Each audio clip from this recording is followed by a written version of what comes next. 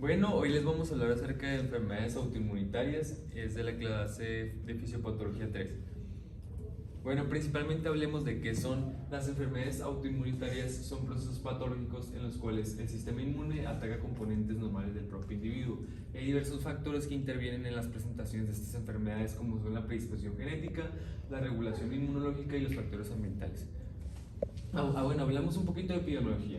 Existen más de 80 tipos de enfermedades autoinmunitarias.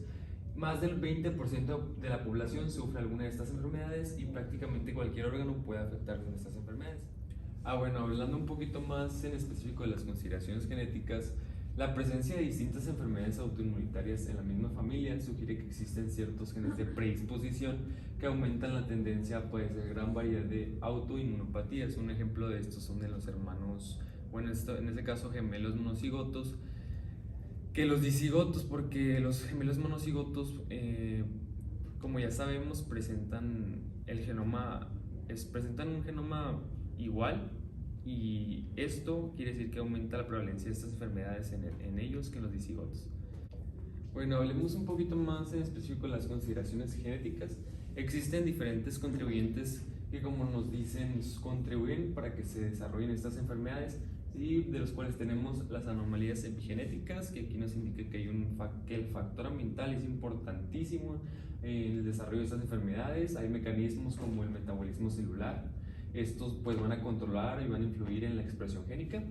Y por último tenemos el modelo de histocompatibilidad, que como sabemos tiene una vital importancia al momento, por ejemplo, el modelo de histocompatibilidad tipo 2, al momento de la presentación. Bueno, la célula presenta antígenos, se le presenta el antígeno a nuestro sistema inmune para que se genere una respuesta inmunitaria. Y por ejemplo, existen diversos polimorfismos que nos pueden afectar esta función y nos llevan al desarrollo de estas enfermedades autoinmunitarias.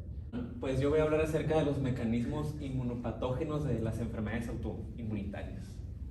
Algo interesante es de que los mecanismos de lesión de los tejidos pues pueden dividirse en procesos mediados por autoanticuerpos o mediados por células. Pusimos 3 ejemplos característicos de enfermedades pues mediadas por anticuerpos. Por ejemplo, la miastenia gravis. Por ejemplo, se asocia que hay anticuerpos contra el receptor nicotínico de la membrana postsináptica, ¿no? A nivel neuromuscular, la placa neuromuscular. Y pues se manifiesta con debilidad, etc. En cuanto a la enfermedad de Graves, pues sabemos que son autoanticuerpos que estimulan el receptor de TSH a nivel tiroideo, ¿no? Y induce hipertiroidismo. Y también está la enfermedad de Wood-Pasteur, que se asocia a autoanticuerpos que atacan la membrana basal glomerular y el endotelio a nivel pulmonar, y se manifiesta con hemorragia pulmonar y síndrome nefrítico, ¿no? Y enfermedades mediadas por células también tienen un componente mediado por autoanticuerpos, pero se ha visto que es más importante la respuesta mediada por células. Tenemos, por ejemplo, la artritis reumatoide y a la esclerosis múltiple, una enfermedad desmielinizante y una enfermedad que ataca el cartílago articular de las articulaciones periféricas más que nada. En cuanto a la enfermedad autoinmunitaria, pues se ha visto que hay ciertas respuestas que se inducen, que favorecen la autoinmunidad y la respuesta inflamatoria sistémica, como es la respuesta TH17 y la TH1, y se ha visto que la TH2 disminuye. Y como pueden ver, pues la TH2 tiene función reguladora para tratar de pues disminuir esa respuesta inflamatoria sistémica, ¿no? La cual se ve deteriorada en estas enfermedades autoinmunitarias. Y pues aquí hay una tabla de cómo podemos pensar o cómo podemos sospechar de que se trate de una enfermedad de mediación autoinmune, ¿no? Y pues uno es la presencia de anticuerpos o datos de reactividad celular contra lo propio, contra el tejido propio, ¿no? Y el 2 es una documentación de anticuerpos o infiltrados linfocíticos pues relacionados con la lesión de la patología. Un ejemplo de estas dos es, por ejemplo, la enfermedad de Sjögren. Sabemos que hay infiltrado linfocitario a nivel de las glándulas salivales, y también hay autoanticuerpos, por ejemplo, anti-ROY y anti-LA, que atacan ciertos tejidos, exactamente esos, y se manifiesta con serostalmia y serostomía, ¿no? La enfermedad. Y otra es la demostración de que los autoanticuerpos o linfocitos T pues pueden provocar la lesión, y ahí pueden ver que hay un apartado que dice transmisión transplacentaria y transferencia adaptable a los animales. Un ejemplo de esto es de que hay varios experimentos donde se ha inducido hipertiroidismo en ratones al inyectar suero, bueno, plasma de pacientes que tienen enfermedad de Graves a inyectarse al ratón, pues induce la patología, ¿no?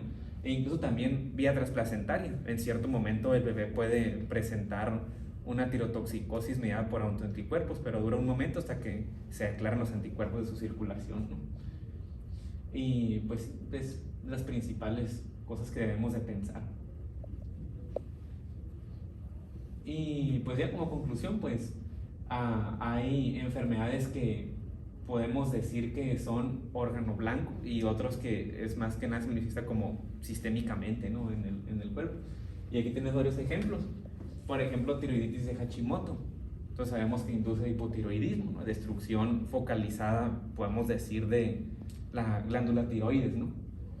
Pénfigo vulvar, que se manifiesta a nivel dérmico, ¿no? Con formación de ampollas, ¿no? Generalizadas, y la anemia hemolítica autoinmunitaria, pues que se asocia a hemólisis, ¿no? Como su propia palabra lo dice, focalizada en los eritrocitos, ¿no? Pero por otro lado tenemos enfermedades sistémicas que se manifiestan pues, de muchas maneras. Por ejemplo, el lupus, que puede afectar tanto al corazón, puede afectar a la pleura, puede afectar a la sangre, al sistema nervioso, a la piel, etc. Artritis reumatoide, además de lo mismo, también se asocia a vasculitis, se asocia a manifestaciones dérmicas, articulares, a nivel del sistema nervioso también. Y el síndrome de Sjögren, que se asocia, pues como habíamos dicho, seroftalmia, serostomía, pero también se puede manifestar de ciertas maneras también. Por ejemplo, mayor riesgo al linfoma, pueden tener síndrome vasculítico también los pacientes. Y pues aquí dice, ¿no? Afectan muchos órganos y tejidos. Aunque es bueno decir que estos pacientes que tienen este tipo de enfermedades órgano blanco o específicas, pueden tener a la larga con el tiempo riesgo de padecer otras enfermedades y que ya se manifieste sistémicamente, ¿no? Y ya, eso sería todo.